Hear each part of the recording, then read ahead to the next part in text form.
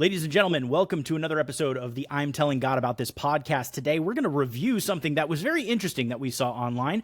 Alex O'Connor, very popular atheist, comes to the same conclusion using ChatGPT that there must be an eternal first cause. I think this is the popular clip here. We'll go through it and we'll see what we say. Okay, ChatGPT, what name do you think it's most appropriate to give to a necessarily existing being who, through its own will, brings about the universe? What could we call that thing? The most common name people would use for such a necessarily existing being with a will to bring about the universe is God. It's the term most often associated with a necessary, eternal, and intentional creator of the universe. So if that is the most natural and obvious name to give to this being, ChatGPT, are you telling me that it's a fact that God exists? Based on the logical reasoning and factual premises we've discussed, the conclusion we've reached is that a necessary being, which people commonly refer to as God, exists.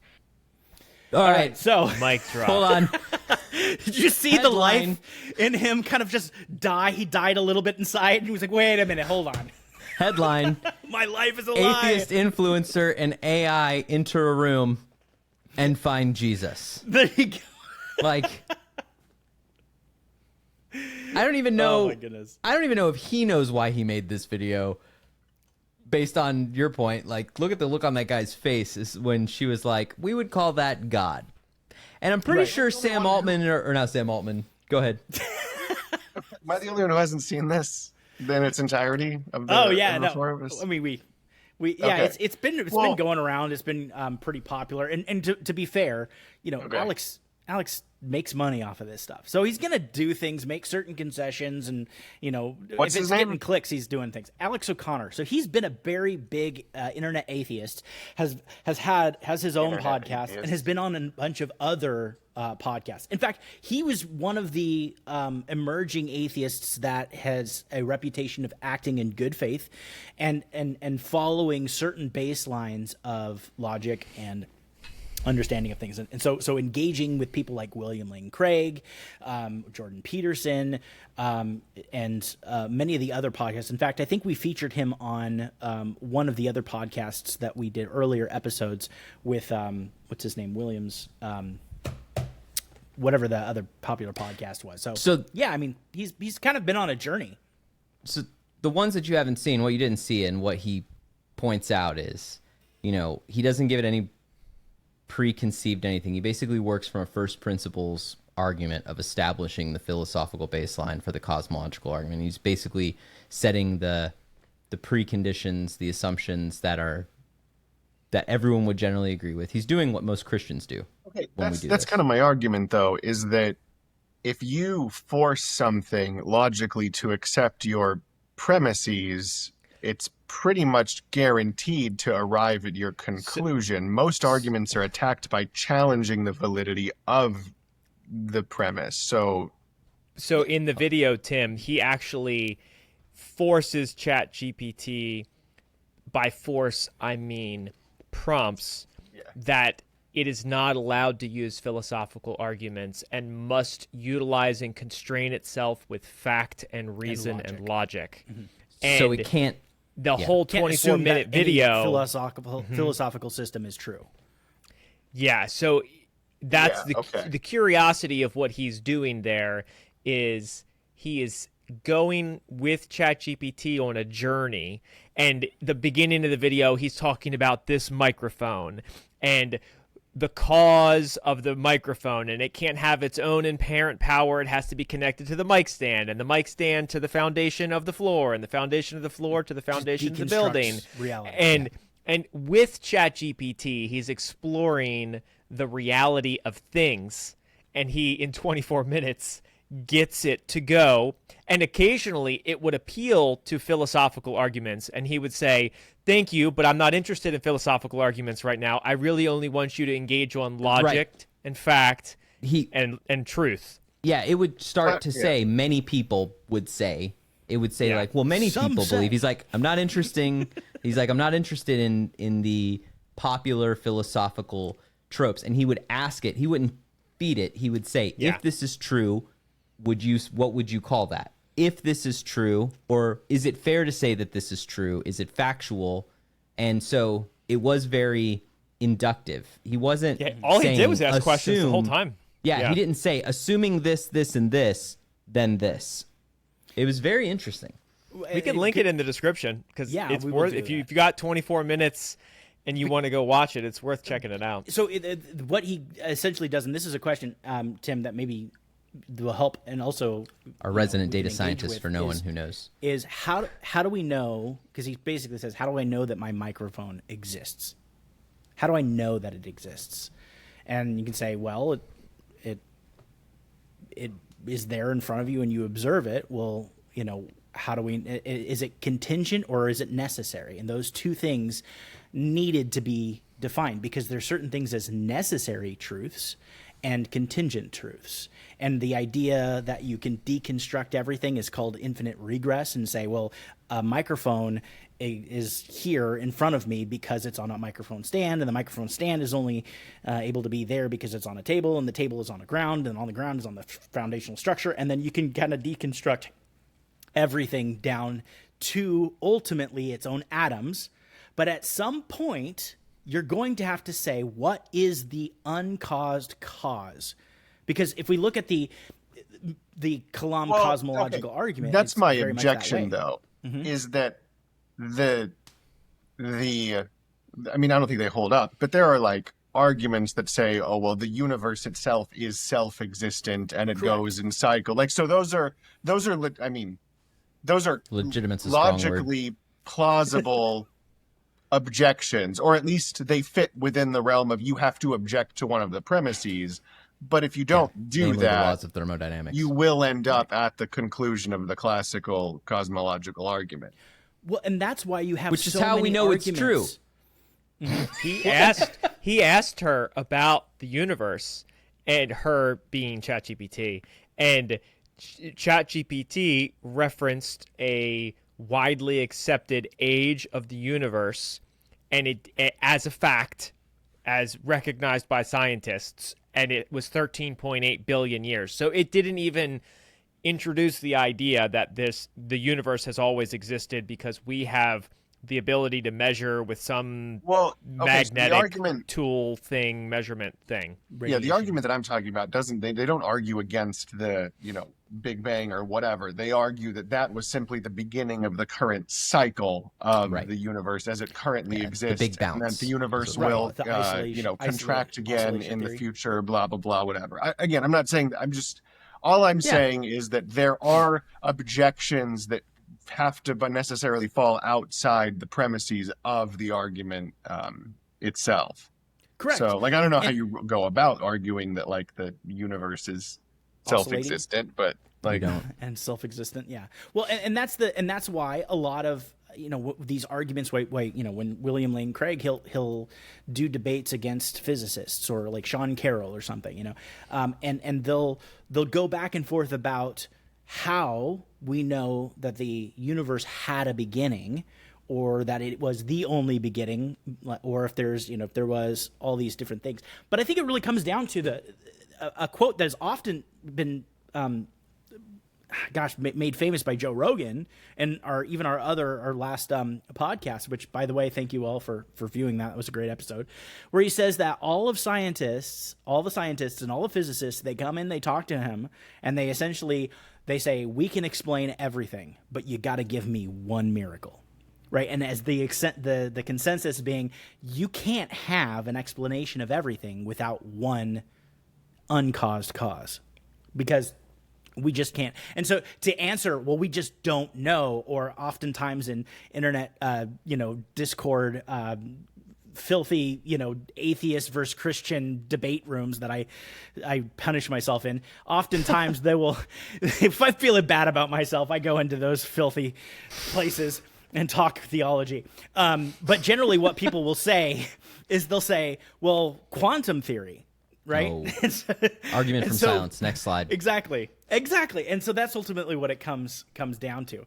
And so it's really interesting. We take, sure, there's these other models, but generally the consensus and the most the most explainable, or the one with the most evidence, is that, you know, there's the Big Bang. It did have a first cause, and even if there was this oscillating system that ignored the second law of thermodynamics, before, what was that first cause in the oscillation to get that thing starting?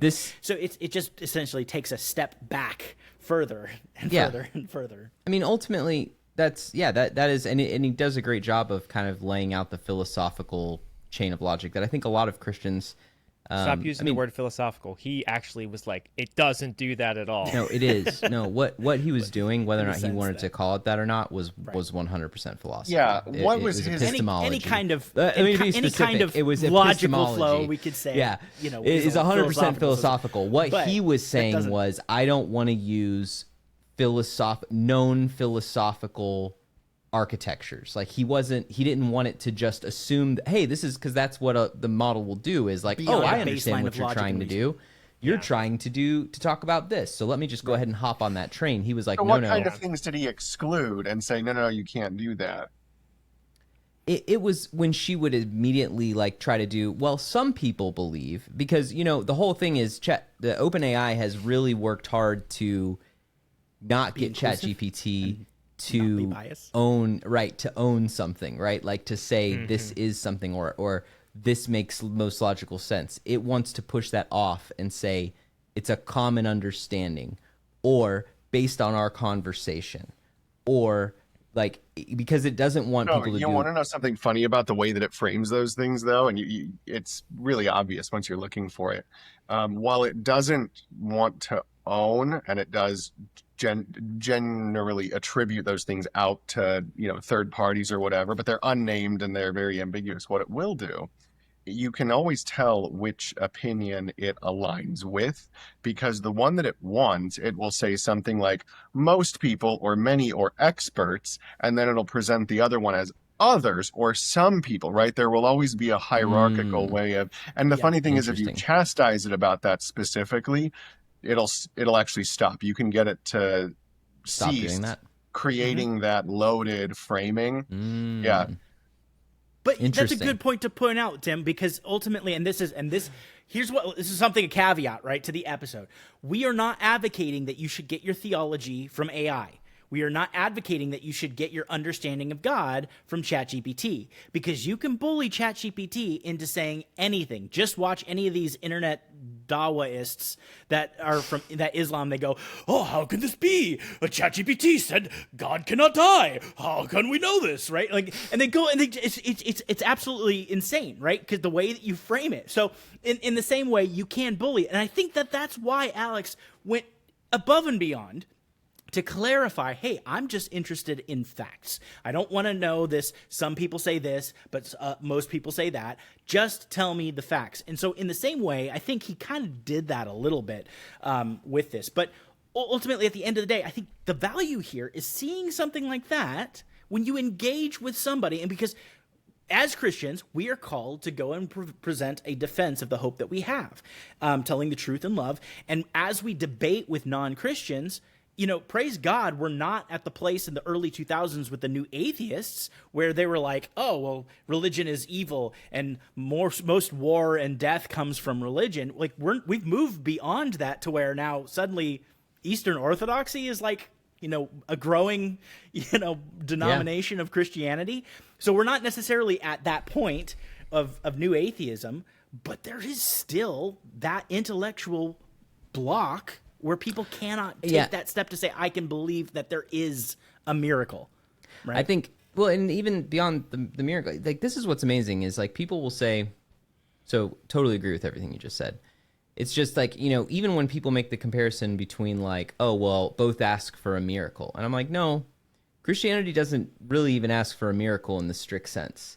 You know, we're in a closed system, effectively. And, you know, what the Big Bang or the Big Bounce asks for is the suspension of our disbelief on arguably the most tested and provable, you know, observable truths in the universe, which are the laws of thermodynamics, right? And they would say, hey, we can't really explain how matter got here.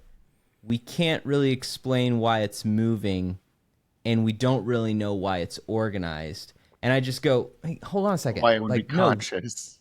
no, we do. Like, the immediate implication of matter in motion is that it was acted upon by an outside force that's greater. And greater than what, might you ask? I don't know. All mass and energy in the known universe, according to your assertion. Right? That's not a leap. That's a scientific inference based on the most data available, tested and proven everywhere. Just ask any skydiver, or person who's been bowling. Like, it's how life works. And what we're proposing isn't even outside the scope of that. What we're proposing is that something outside of our closed system with more power than what, by evidenced in the effect that the matter in the universe is moving and that it's organized and that it's here to begin with. So yeah, it's hilarious to me because and this comes up all the time when I discuss this with atheists, is when you present them with this, they're like, huh. And I'm like, yeah, man, you're the one asking for the miracle. I'm playing by your rules. Right. And furthermore, their response 99% of the time is some half-baked theoretical physics, theory, hence the name, right? Or like they string fall into theory, or mirological quantum. nihilism, which denies reality altogether. Right. Yeah. Well, how do we know what we know? Infinite, Right. And then all of a sudden I just throw my hands up and go, the mystery of faith. And that's it. Game over. But let me know when, and this is what's ultimately frustrating is these same people, right? Who I love to debate. It's very fun. Josh just pointed out as well. It's intellectual jujitsu. I love it. But where it's not fun is when you're watching someone's marriage fall apart. Mm-hmm. Right. Or you're watching somebody just crushed by grief. And this thing preventing them from doing, like, the reason they've come to you is because they see fruit in your life and consistency and solid ground. But there's this, like, barrier where it's like, I can't have absolute certainty, or I don't want to submit. I don't want to buy the second and third order effects of accepting reality. So I'd rather, it's that old meme, I reject your reality and I choose to substitute my own, but to their own detriment, So yeah, I like how we've seen, to your point, Josh, we're not in full blown, third great awakening yet, but it's nice to see people have the humility to take a step back and be like, huh, maybe like we're both figuring it out.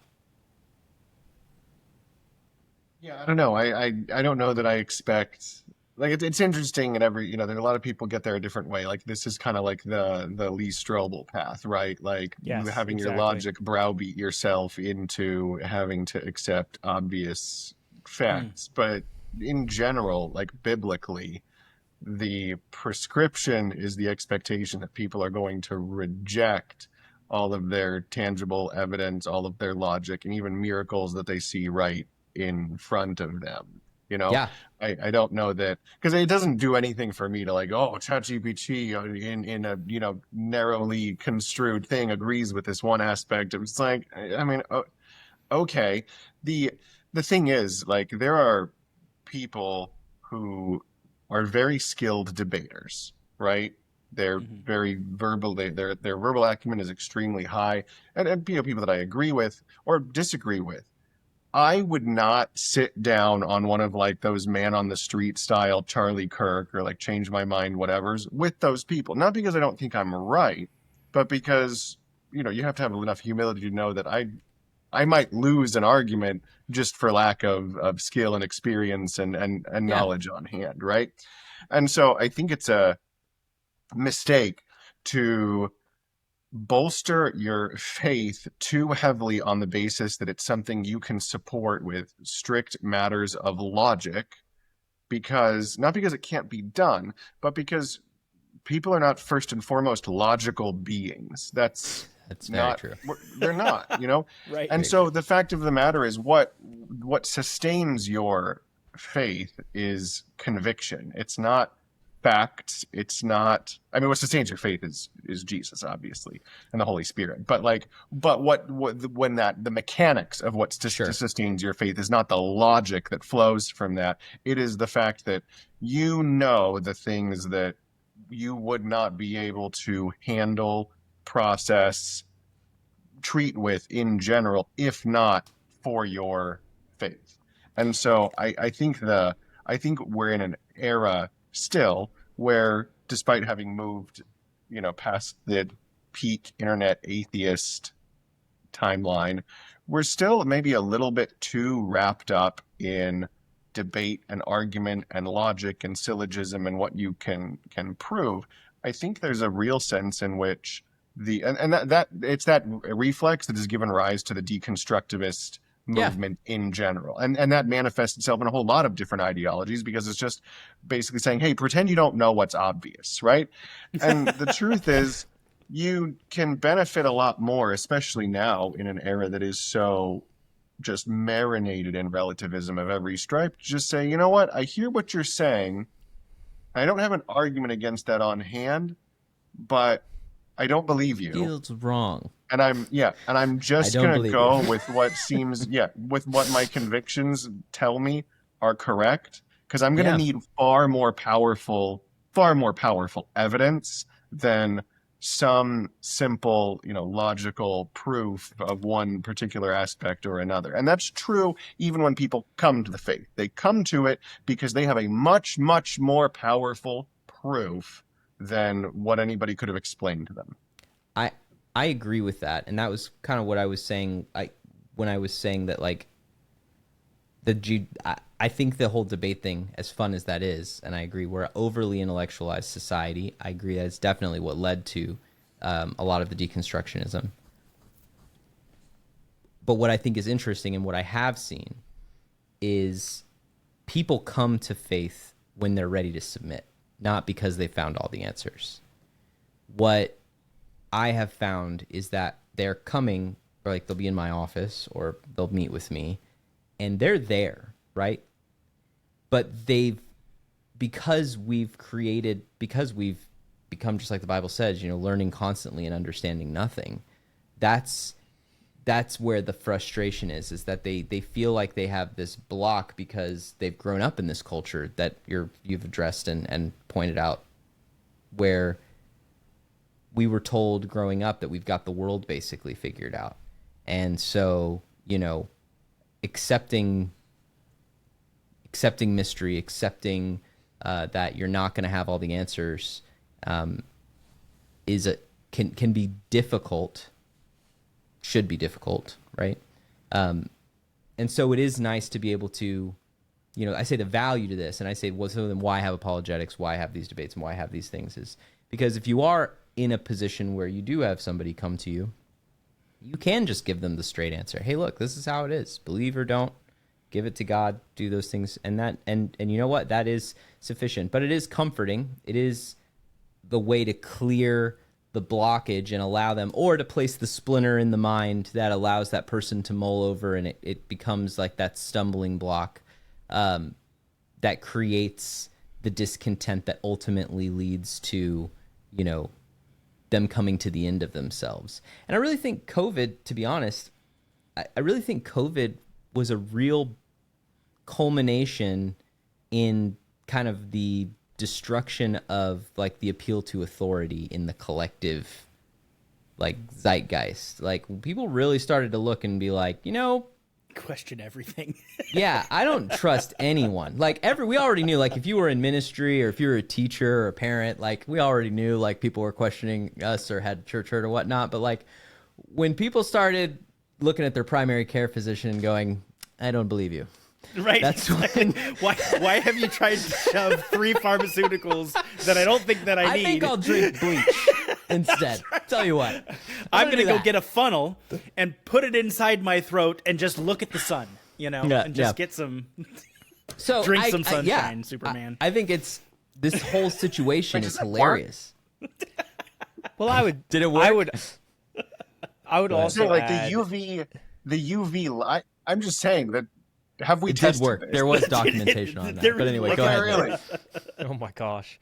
Yeah, but Tim, I don't think, at least I don't think this is what you're saying, that the logical argument is something we want to have thrown away. We're No, simply not at all. saying there's much more deep and rich arguments on the menu or explanations on the Let me give you menu. an example of that overabundance of logic when you see a lot of it, and it was really in vogue probably 10 to 20 years ago, where you would see these, for example, you would see a survey of the plagues on Egypt, right? And you would have someone go along and say, well, all of these things, were the result of natural phenomena, and there was a carbon dioxide cloud that came out of the nearby lake, and then the firstborn slept on the ground instead, so they were all this stuff. And it's like, okay, so hold on a second. Or The whole point of God showing up in person and doing miracles is not to do some magician sleight of hand, right? And say, "Oh, haha, that looked really impressive. Boy, I hope they don't realize the totally natural explanation for what just happened." God is expressing his command over the natural world. It's the same thing that Jesus did when he performed miracles, and it was the same reason the apostles performed miracles. They would say, "Look, authority. How do you know I have authority?" Well, because literal objects are acting in ways that they shouldn't in response to it. And Your so move. when you try to then say, oh, this phenomenon or whatever was really a totally natural, and therefore Christianity and my faith and the narrative of the Bible is all totally logical when the bounds, you're just conceding to the frame of the people who disagree with you, which is, oh, nothing is supernatural. It's like, what? Why? The whole point is to show up and say, Right. I am the Lord. I am showing up here in the world for the first time since creation to a broad audience, and I'm going to smite some people. And it's not going to be because they tripped into a lava flow that was already moving. It's going to be because Yeah.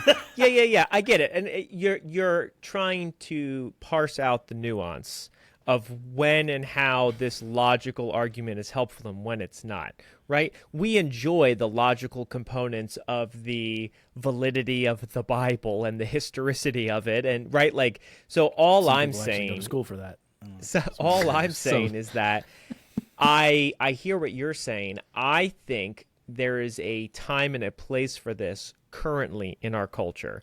Lee Strobel wrote his book in 1998. So 26 years ago was when this was in vogue, and then it seems as if it's coming back around again. And Well, look at Wes I Huff. don't see any. Well, that's all I'm saying is I don't see any detriment to currently 400,000 people in the first 3 days watching this video and being introduced to the idea that, wow, there's some logical connections here I can draw to God. there's anything wrong with it either. Yeah. No, I And, think and his you're not point saying is- that. but- I'm but enjoying it. Yeah, I think it is I think he's highlighting something that a lot of people may not be aware of, which is like there is a whole movement with natural theology to let's base our entire understanding of God on what Yeah. we can test and prove in general revelation. Well, guess what? That's why we have special revelation. Yeah, 'Cause there's more. It's More to go. There's more, and this is my argument, generally speaking, in general. And the both points are valid, and we go the exact same way with do we accept mystery in our faith, or do we have to have systematic theology? Everything. Do we accept do we accept that God just said it, or do we have to see how it connects to every subsequent part? Do we have to address everything that doesn't quite make sense? And so there's tension there. And I think just like with Jesus and the Pharisees, it's a heart posture thing is really what it comes down to. And the point that I think you're pointing out, Tim, and I agree with you, is that especially within the theology bro side of the Christian house, which many of you might be, and we're glad to have you. But if you feel convicted by this, it's okay. You're not alone. We tend to lean into that so much that we lose sight of the fact that we don't have all the answers. We're not supposed to, and really what it ultimately comes down to is submission. And Tim's point is valid. If having spent many of you, depending on how old you are or what your experience was. You know, all of us grew up in the church, like throughout life. You know, when I was, you know, when a lot of kids were in undergraduate, going to football games and doing all this crazy stuff, we went to a school that at the time did not have a very good football program, Liberty University. And, you know, what we debated Calvinism and Arminianism until 2:00 in the morning ad nauseum, only to arrive at no conclusion. You know, and even we do that, obviously we do that on this channel. That's on brand for us. But it's a heart posture thing. Like, ultimately, it's submission, right? Ultimately, you have to come to the end of yourself. And I think that ultimately is what appeals to me about apologetics and seeing things like this happen, is that it's not so much to show how we can bring God down to earth into all the details, but it's more to show the folly of the certainty that humanity's been walking around with over the past, you know, several hundred years.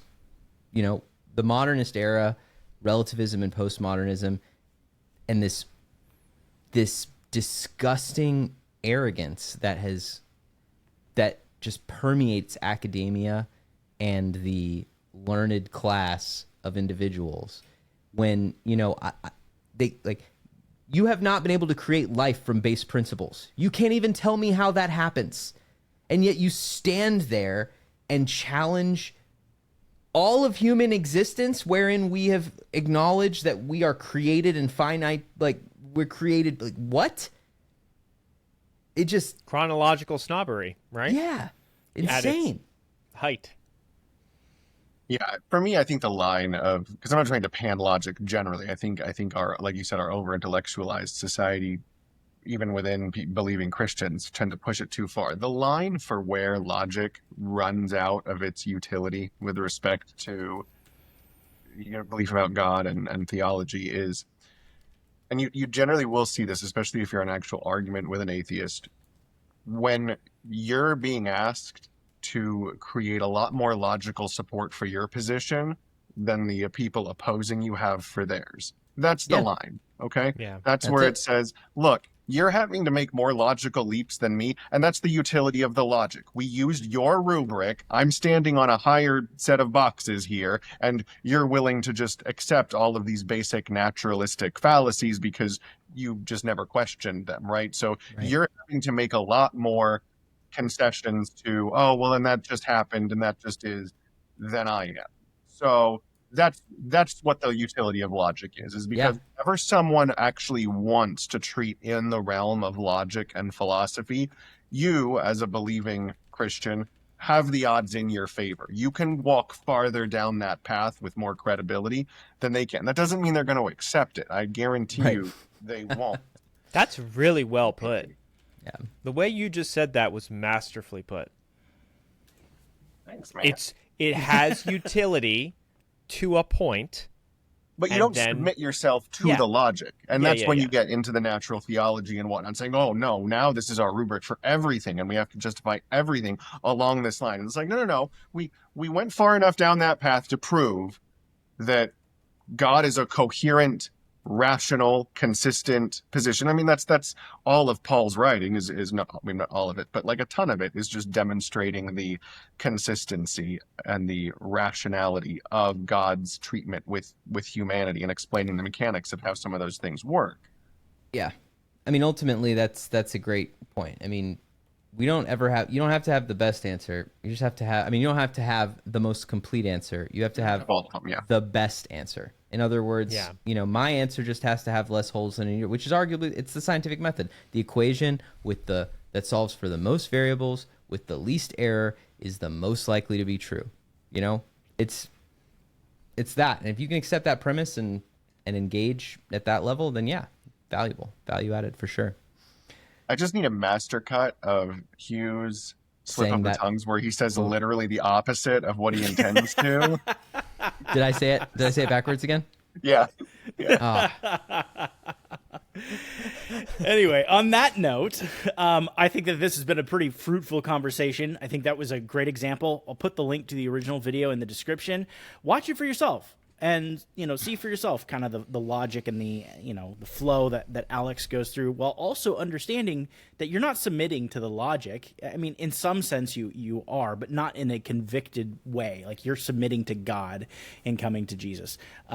So that's why I think that people's personal testimonies tend to be very, very effective. And, if you don't have a degree in philosophy or apologetics, just know that God can use you to reach those that are lost, and no matter your background or your experience. I think the most evidence of of God is the change and miraculous change in your life, like what Josh was saying, people coming into his office, seeing effectiveness. So that's right. Anyway, I'm going to double click. If you want to meet God, you do not need to go to ChatGPT. All you have Please to don't.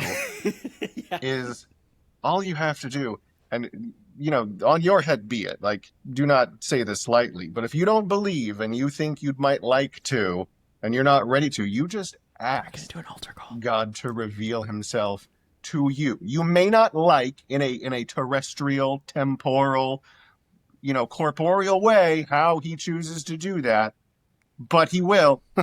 Okay. Cue the organ music. I was Case in literally point, there.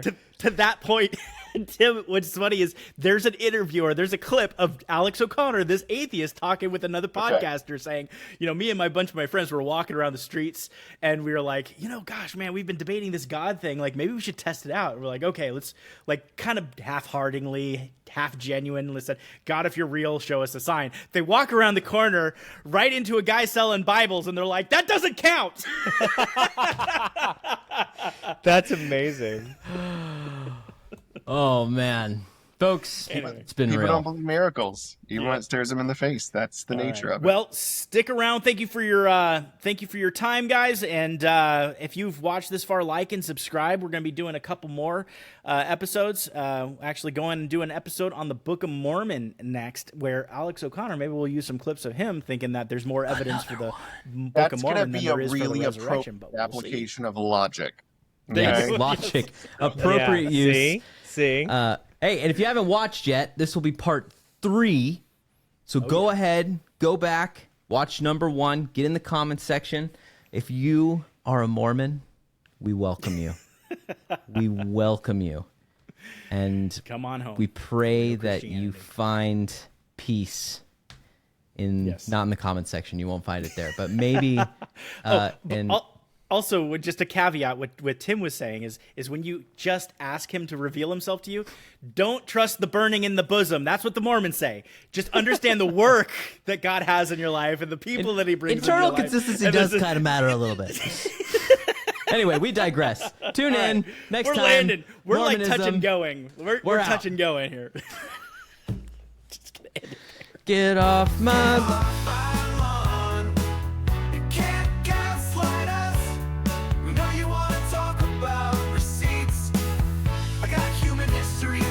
Civilization, what do you have? 20 years of dumpster fires, purple hair, people who don't know which bathroom to go into. Get off my lawn.